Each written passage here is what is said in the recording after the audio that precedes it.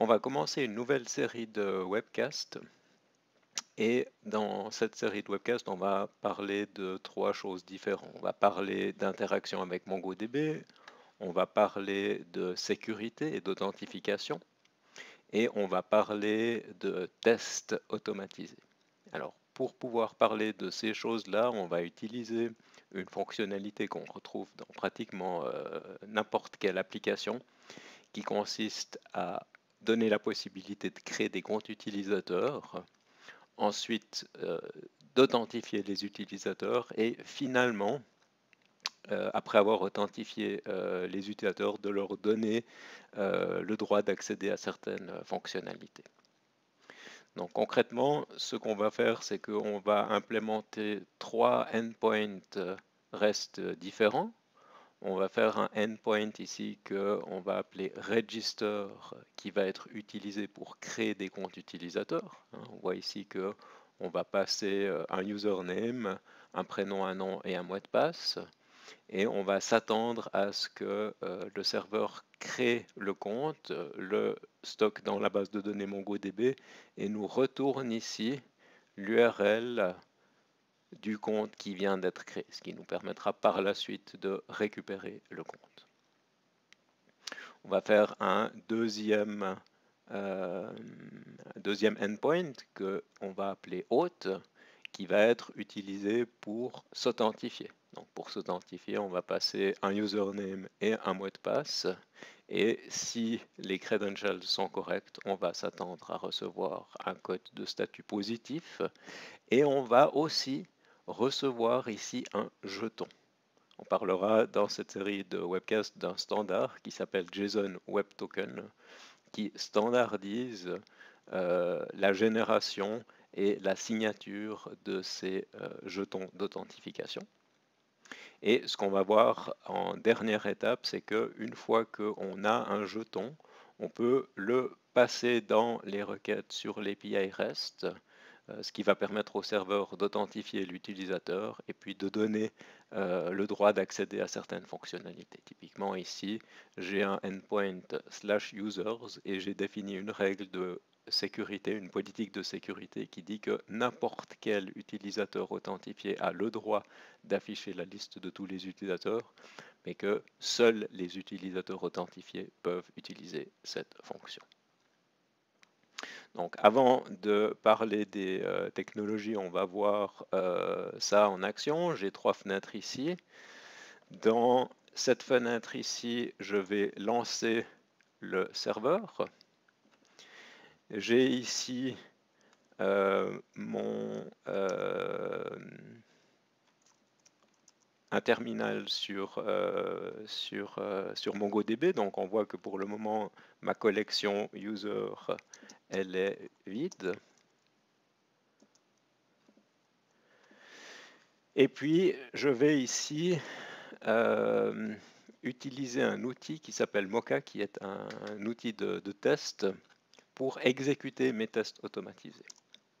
Et on voit que si je fais ça, eh bien, j'ai un ensemble de cas d'utilisation et de tests automatiques qui ont été exécutés.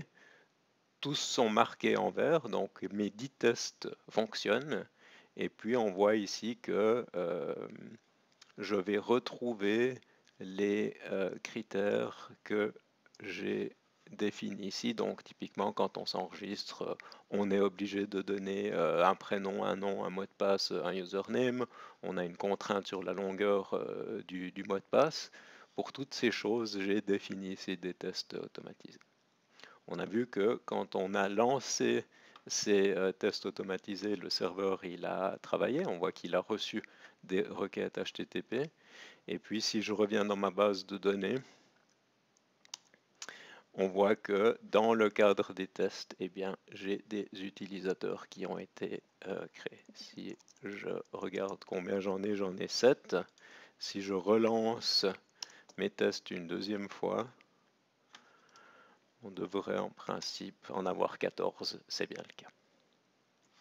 On va faire aussi un test en interactif. Donc là, je suis sur sur Postman, si j'essaye d'accéder à /users et que je ne passe pas d'entête autorisation, je reçois un message d'erreur, un code de statut 401. Donc pour pouvoir accéder à la liste des utilisateurs, je vais d'abord devoir créer un compte utilisateur. Donc on va créer le compte slichty avec le mot de passe toto 12345. On voit que la ressource elle a bien été créée, je reçois un 201 et puis dans l'entête location j'ai ici l'identifiant qui a été attribué à l'utilisateur. Donc une fois que j'ai slichty et toto 12345, je vais pouvoir m'authentifier.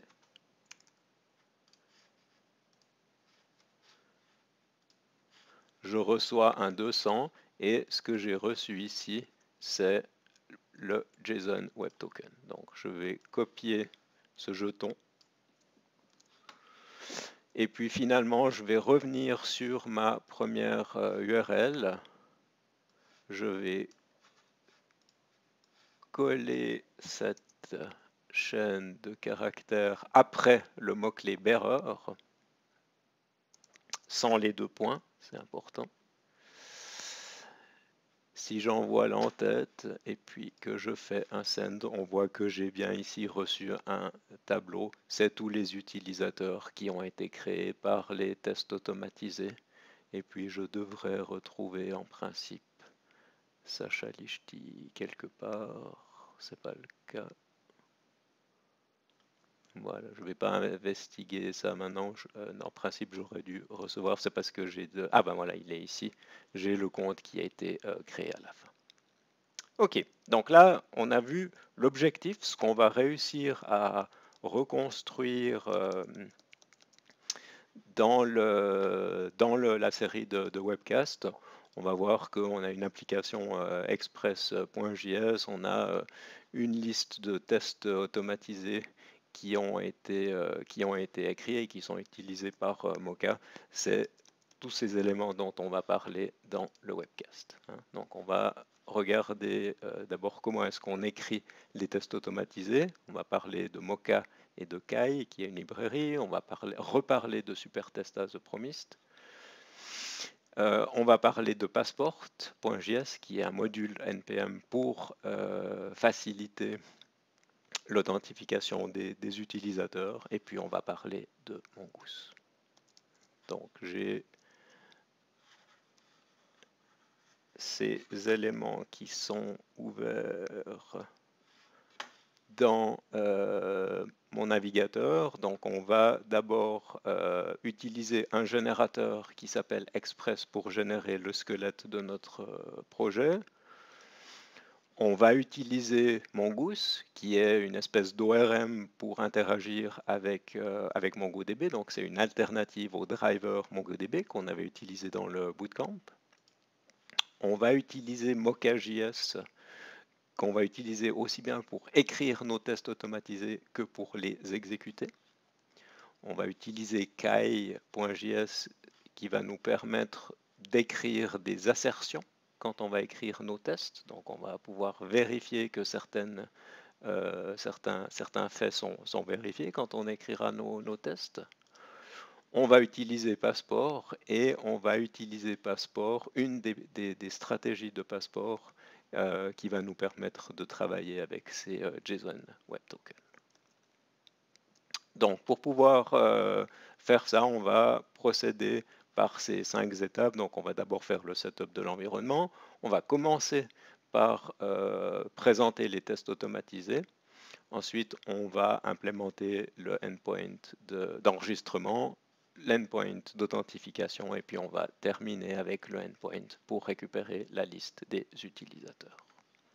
Vous avez ici une liste de blogs qui parlent de ces éléments. Alors, ils approchent ou ils implémentent ces concepts de manière toujours un tout petit peu différente, mais c'est des choses qui seront intéressantes si vous voulez des compléments d'information ou si vous voulez adapter certaines parties du projet.